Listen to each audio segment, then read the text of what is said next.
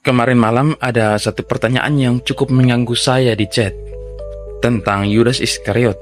Dia itu sebenarnya berjasa atau berdosa? Dan semakin saya pikirkan, pertanyaan itu bukan cuma tentang Yudas, tapi tentang bagaimana kita memahami Tuhan.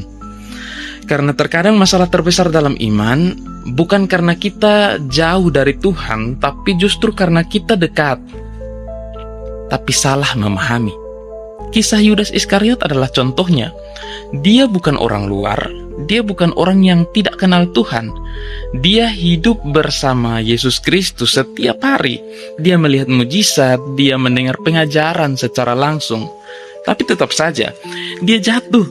Kenapa? Bukan cuma soal uang. Karena kalau kita pikir 30 keping perak itu terlalu kecil. Dalam budaya Yahudi waktu itu, 30 keping perak adalah harga seorang budak menurut hukum Taurat.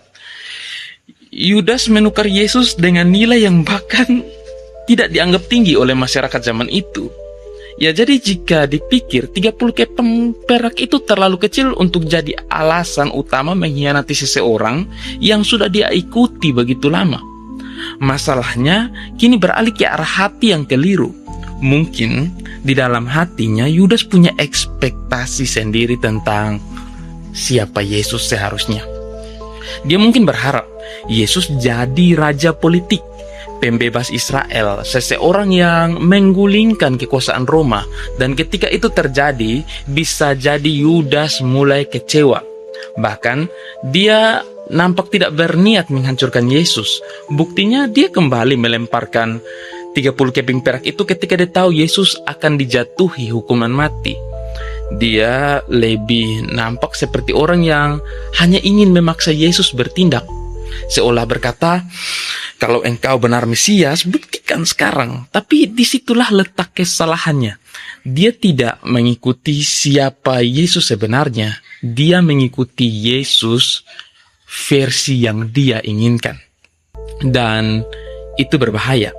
Karena hari ini pun bisa sama. Kita melayani, kita dekat dengan hal rohani, kita tahu banyak tentang Tuhan, tapi pertanyaannya, apakah kita benar-benar mengenal hatinya?